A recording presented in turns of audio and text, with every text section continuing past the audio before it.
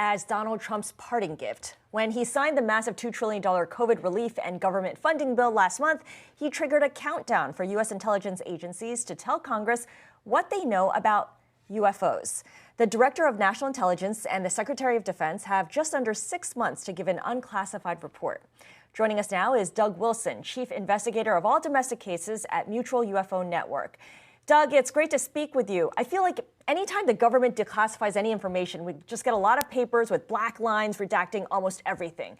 How much information do you expect will be made available? Well, that has certainly been our experience in the past.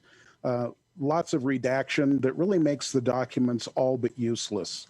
The good news here is this information is not going to be released to the general public. It's going to be released to the Congressional Intelligence and Armed Services Committees. They're going to be the recipients of this information rather than us, which means it's far more likely that there's going to be a lot less redaction when it's given to them. So what will they likely learn? What do you think our national security agencies want to learn from this information? Well, one thing they're not going to learn, I don't believe, is anything really new or earth-shattering, because it is to be released as an unclassified document, which means that anything classified will be omitted from that document. I think the exciting thing here is the fact that they're going to actually turn this over to Congress, and Congress is going to have the opportunity to look it over and decide for themselves, hopefully, for the people who put them there, what kind of information this really amounts to and how much of it we can get. Do you think any of these unidentified flying objects or aerials, do you think they pose any kind of security threat to the U.S.? Well, anything that can fly into our airspace and can outmaneuver our best aircraft certainly could impose a threat. Why they're here, what they're doing, that's the question that we really can't know. But I think it's exciting that the Pentagon is releasing these videos.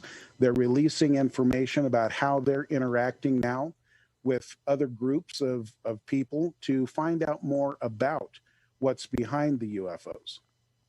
And will the release of this information to Congress result in more funding for investigating these instances? We don't even clearly know how much resources is poured into this, do we? Not really. We've been given some small estimates along the way, but those were all for past programs. And that was before this release to Congress. So in the future, you know, we'd all love to think that our favorite things are going to be funded. NASA is not well funded. I have a feeling that they won't overly fund this project, but anything that comes out of this can only be good. Now, of course, this request comes after the Pentagon had released 3 classified videos a number of years ago, filmed by Navy pilots of what could be UFOs. You've seen the videos. What do you think they show, and do you think the government will tell us anything more about those videos specifically? Well, I think if they're going to really give us anything specific, it will probably be about these types of videos and the scenarios under which they were made. My personal opinion is they look very interesting.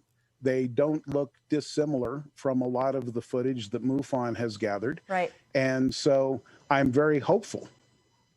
Sounds good. Doug Wilson, really appreciate it. Chief Investigator of Domestic Cases from the Mutual UFO Network.